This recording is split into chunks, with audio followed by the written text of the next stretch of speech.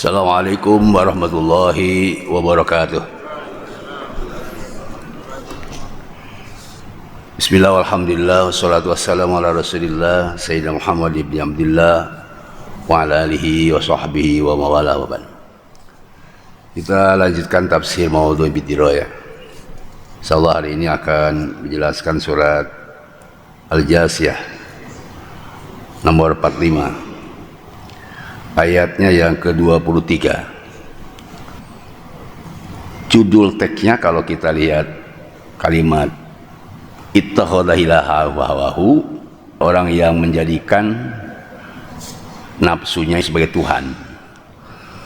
Tapi kalau dilengkikan dengan adallallahu ala ilmin, Allah telah menyesatkan orang itu sesuai ilmu Allah. Wa tama ala asami wa qalbi, dikunci mati pendengaran dan hatinya. Wajah ala basuri gisawah, dan Allah menutup penglihatan hatinya. Dan pamayah dilami ba'dih, tidak ada orang yang bisa memberi tunjuk setelah disesatkan Allah. Kemudian apalah tadzakarun, kenapa kamu tidak mengambil pelajaran? Kalau ada genam rumpun kalimat ini, maka judul teksnya adalah bahaya orang yang menjadikan nafsu sebagai Tuhan. Itu sangat berbahaya. Oleh karena itu kalau kita melihat beberapa ayat sebelumnya, dimulai dari ayat 16, ingat ayat 23 sampai 22, dan korelasi dengan ayat sesudahnya ayat 24 dan 25, kalau dihubungkan dengan kejadiannya sekarang, maka judul konteksnya adalah waspada gerakan bawah tanah komunisme. Kenapa kita harus mengambil judul waspada? Sebab kalimat apalah tadzakarun, kenapa kamu tidak mengambil pelajaran? Tidak sadar kamu dari ayat yang dibaca ini. Dan kenapa tadi ada komunisme dan ada kalimat gerakan di bawah tanah? Sebab salah satu ciri komunisme itu berdakwah sembunyi atau permansuri. Kita harus juga memahami tentang apa itu komunisme. Ya, komunisme berbeda dengan ateisme. Kalau ateis itu tidak, taos artinya Tuhan. Jadi ateis artinya tidak bertuhan. Kalau ateisme artinya orang yang berpaham tidak mengakui adanya Tuhan. Ini sebenarnya di ayat ini ittakhadha wa hawahu itu seperti orang ateis. Ya, siapa contohnya? Firaun. Pokoknya yang mengaku, yang menuhankan nafsunya atau nafsunya sebagai Tuhan. Seperti Firaun, Karl Marx, Lenin, Stalin, dan kelompok-kelompok yang tadi mendeklarasikan sebagai Tuhan, itu adalah ittakhadha hawahu. Nah, kalau ateis tadi sebenarnya orang yang tidak bertuhan. Berbeda dengan komunis. Kalau komunis itu aplikasi dari ateis. Mereka sudah ada di ranah politik atau kekuasaan. Definisi yang dikemukakan pada sejarah, komunisme itu adalah ideologi yang berkenaan dengan apa? Dengan filsafat, berkenaan dengan politik, dengan sosial, dengan ekonomi. Apa tujuannya? Tujuan intinya adalah menciptakan masyarakat dengan aturan sosial ekonomi berdasarkan kepentingan bersama, dan untuk menyamaratakan dan mensamarasakan seluruh rakyat. Itu adalah filosofi komunis. Makanya kita kenal komunis sosialis itu sama rata sama rasa. Itu di aspek politik. Tetapi Marxisme artinya berpaham bahwa Karl Marx itu sebagai Tuhan, Leninisme berpaham bahwa Lenin sebagai Tuhan, sama dengan yang mengakui sebagai Rob, seperti dalam surat An-Nazi'at, ana rabbukum ala. Firaun mendeklarasikan aku ini Tuhan yang agung. Kemudian dikultuskan. Kultusnya itu yang karena ingin dapat jabatan kepada Firaun atau ingin dapat duit dan lain-lain. Persis seperti apa yang digambarkan tentang sosialis tadi. Kenapa? Karena mereka komunis itu berdekatan dengan ide-ide sosialis. Sosialisme artinya berpaham bahwa masyarakat itu harus diberikan hak hak yang sama. Jadi sekali lagi bahwa Leninisme dan Marxisme itu adalah sebuah ideologi politik. Para pendukungnya tentu sangat membanggakan Marxisme atau Leninisme. Itu umumnya di Soviet. Marxisme dan Leninisme itu sudah berkembang. Istilah ini muncul itu setelah ada Joseph Stalin menulis sebuah buku sejarah peradaban manusia, itu tahun 1938. Kemudian setelah buku itu booming dan dijadikan mata pelajaran wajib di Uni Soviet, sehingga mereka tidak bisa melepaskan Marxisme dan Leninisme. Ada perbedaan tadi, komunisme sama ateisme. Nah, kemudian kita lihat teksnya, manittahada ilahawahu, nafsunya dijadikan sebagai Tuhan.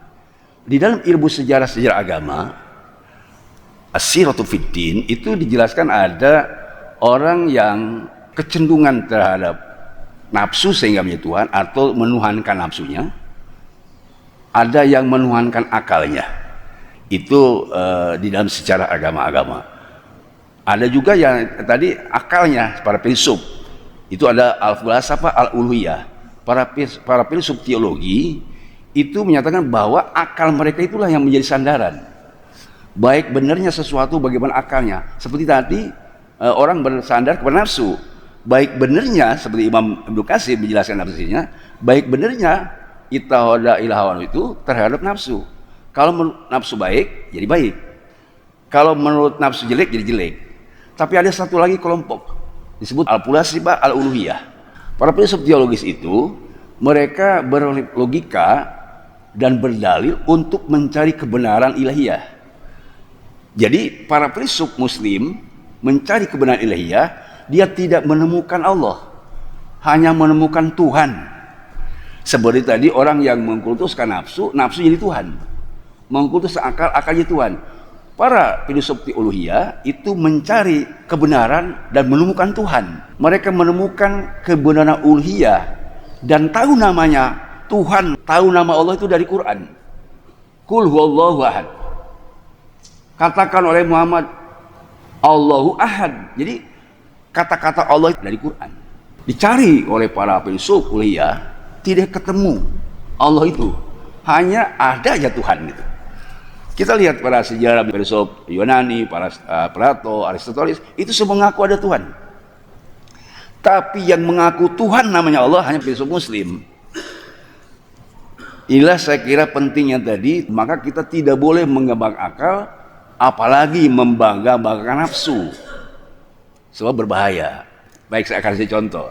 Orang yang mau motor, lalu dia punya uang, pasti dia bikin kunci T untuk ngambil motor. Sudah. Tapi kalau itu pencurinya sudah berdasarkan nafsu, itu bukan hanya satu motor dan bukan hanya 2-3 hari. Banyak motor yang dicuri dan terus menerus. Kalau hanya sebatas tadi dia misalnya ingin sesuatu yang berdasarkan akal, itu lebih ringan dibandingkan dengan menurut nafsu. Itulah bahayanya komunisme tadi dan bahaya ateis.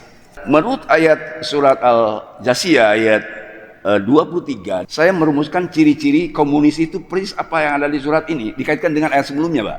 Ayat 16 tadi itu, surat 6, ayat 16 mulai di ayat 18-nya ada tsumma ja'alna ka ala syari'atin amri. Kemudian kami jadikan kepada engkau wahai Muhammad sebagai syariat. Kami berikan syariat yaitu minal amri dari urusan tauhid, uluhiyah. So, ayat 16 itu menjelaskan ideologi, menjelaskan tauhid. Itu perbedaan antara orang Yahudi dengan orang Muslim yang diabadikan Quran itu. Jadi ideologi itu adalah tauhid. Sulit memang untuk merubah ideologi. Nah, ketika perbedaan ideologi itu, maka muncul ayat yang ke-17. Ayat yang bil bayanatil amri, diberikan penjelasan di Al-Quran tentang teologi tadi, tentang uluhiyah, tentang tauhid. Tapi orang Yahudi pamah talapu ila mimbar jamak ilmu bagian bainahum. Mereka tidak menerima ajaran tauhid itu karena ada dendam, ada hasud, ada dengki kepada umat Islam. Sehingga di ayat ini dijelaskan inna rabbaka yaqdi bainahum yaumil qiyamah fima kanu fihi yahtalifun.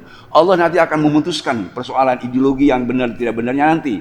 Silakan Muhammad dakwahkan saja semua, nanti akan dijelaskan di hari kiamat. Jadi orang yang tidak ikut kepada engkau ya Muhammad. Kemudian Ayat 18, summa jana ka ala syarati min amr. Kemudian dari tauhid itu ada syariat. Fattabiha, ikuti syariat itu. Wala tatabi ahwaladina ya'mun. Jangan mengikuti aturan orang yang bodoh, yang tidak tahu Islam, yang tidak agama. Jadi kalau dikaitkan dengan sebetulnya tanda-tanda komunisme menurut itu ada 6. Pertama, komunis itu kan tidak mengakui Tuhan awalnya, meskipun menawarkan Marxisme dan Leninisme. Artinya mereka itu sudah anti Tuhan di dalam kehidupannya. Komunis lama, gaya lama, itu tidak mengakui adanya agama. Agama itu racun. Komunis gaya baru, ya, itu beda dengan kalau lama itu hanya tadi membenci ajaran Islam, tidak pakai kaidah-kaidah syariatnya. Ya, ketika datang komunis gaya baru, mereka jadi Islamofobia. Benci Islam, memang tidak mau pakai syariat Islam, tidak pakai agama gitu. Yang bawa agama dari dulu dihindarkan oleh Aidit, oleh musuh, oleh semua. Dan sampai komunis gaya baru sekarang juga menghilangkan agama, meskipun mereka Muslim. Tapi maaf, ideologinya mereka memang mungkin tidak komunis, tapi kan yang dilarang dalam TAP MPRS itu dilarang bukan kepercayaan ideologinya, sulit punya ideologi.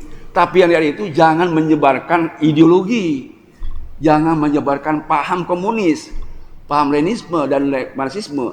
Itu yang dilarang TAP MPRS itu. Kalau menghilangkan ideologi susah, sehingga anak-anak PKI ya kami sulit untuk bisa merubah, tidak bisa, ya silakan aja. Tetapi TAP MPRS nomor 25 tahun 66, kamu jangan menjabarkan ideologi komunis. Jadi itu satu ciri orang-orang yang berpaham komunis adalah benci agama. Itu innalladzina yu'duna Allah Rasulah, itu yang benci Islam, benci Allah, benci Rasul.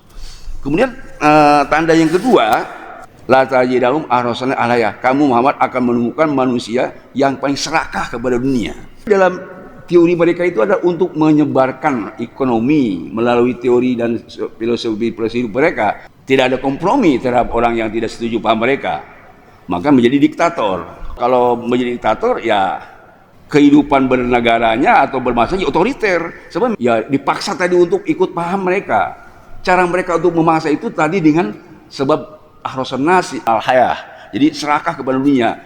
Dan yang ketiga, kan kalau Islam itu teori integratif.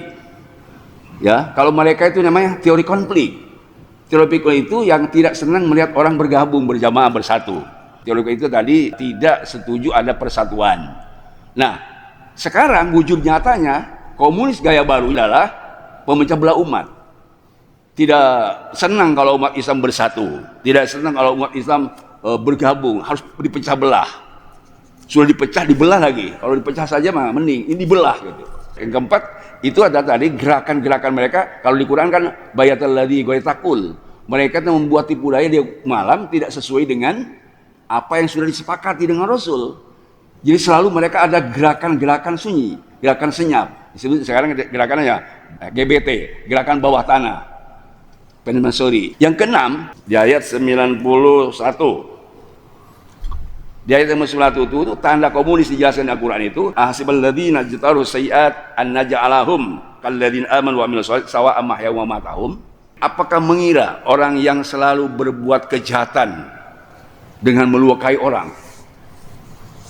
Apakah orang mengira, orang yang membuat kejahatan dengan melukai orang, mengira bahwa mereka akan sama dengan orang beriman dan amal soleh, baik di dunia maupun di akhirat? Tentu jawaban tidak sama. Jadi istilah sayat itu melakukan kejahatan melalui merusak fisik, itu istilah sayat. Kan di Quran itu ada makro sayat. Kalau makro sayat membuat kejahatan melalui teori, misalnya konstitusi dirubah, itu makro sayat. Undang-undang pilkada dirubah, itu makro sayat. Setiap undang-undang dirubah itu makro sayat. Tapi istilah syariat itu dengan tindakan kekerasan.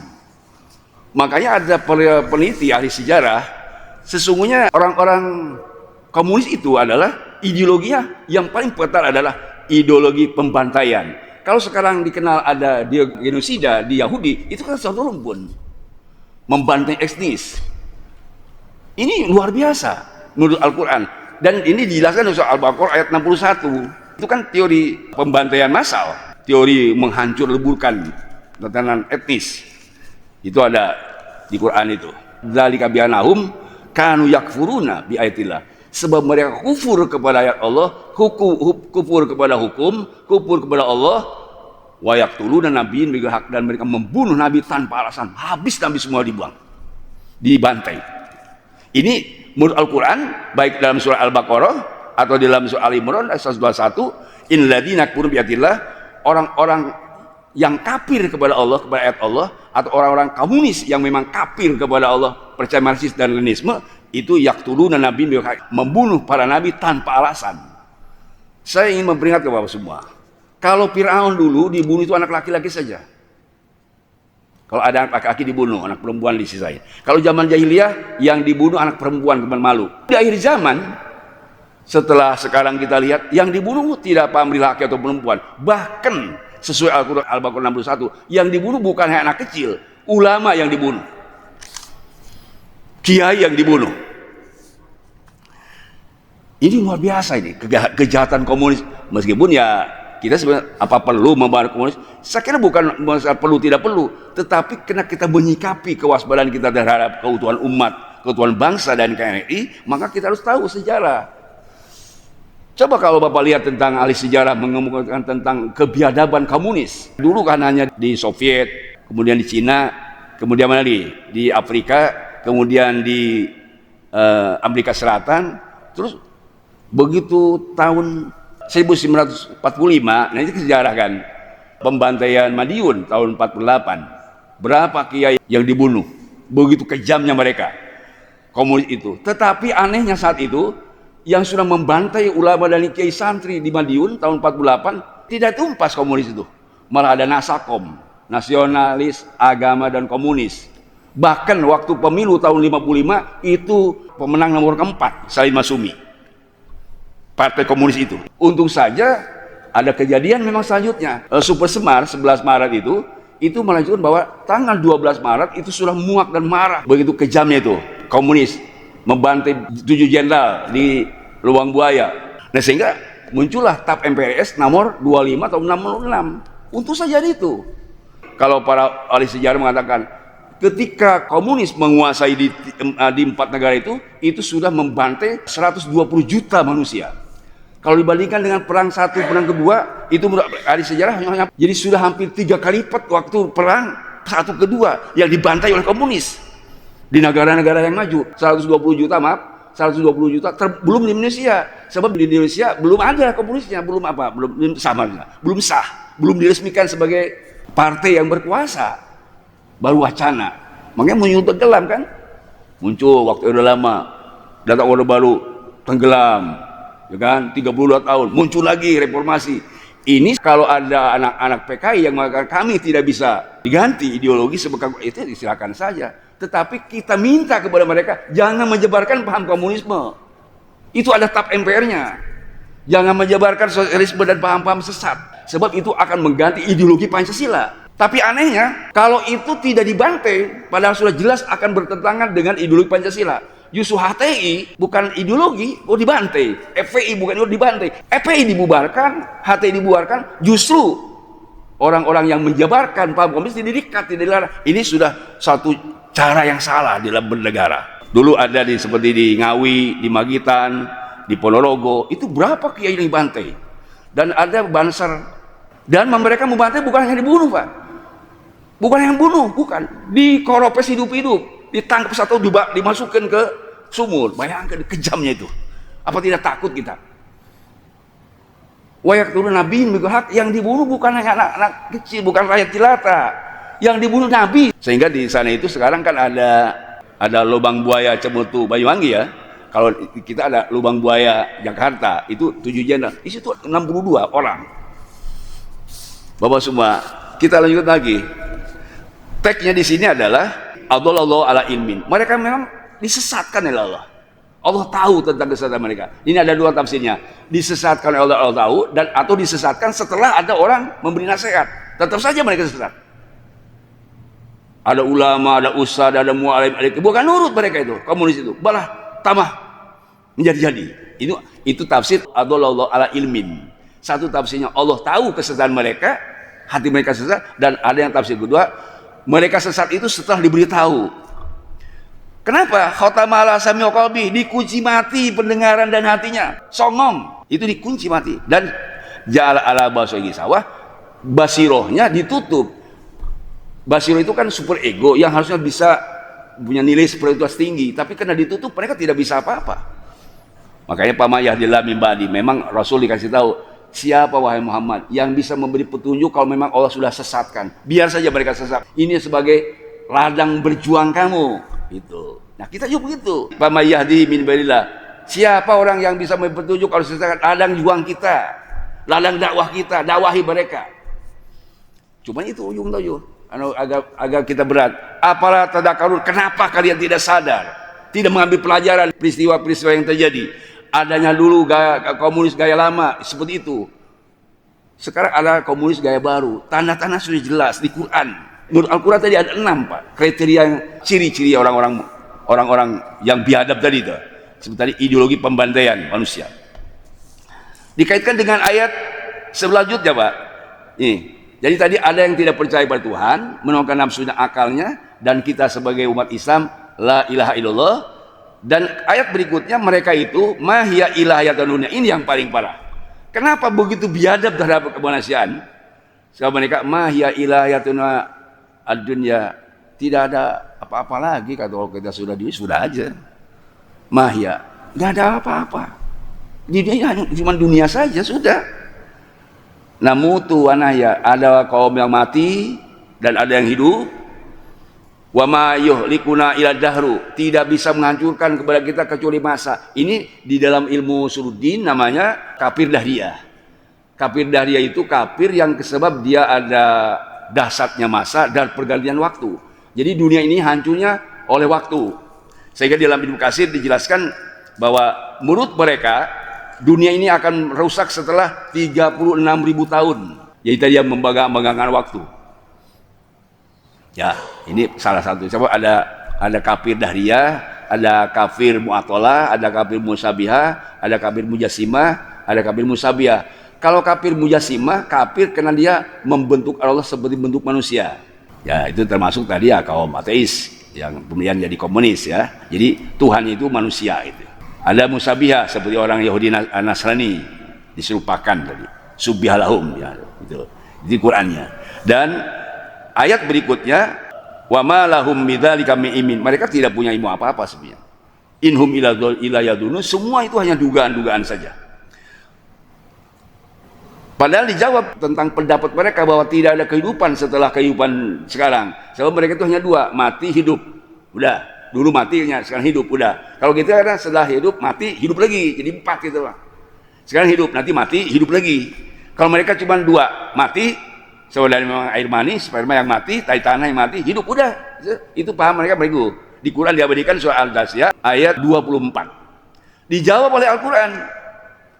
Qulillah yuhyikum, jawab oleh kamu, wahai Muhammad, kepada mereka, yuhyikum, Allah menghidupkan kamu. Summa yumitukum, kemudian kamu mati, summa yajma'una ila yaumil, kemudian kamu hidup dan kembali kepada Allah. Itulah keyakinan kita sebagai umat Islam.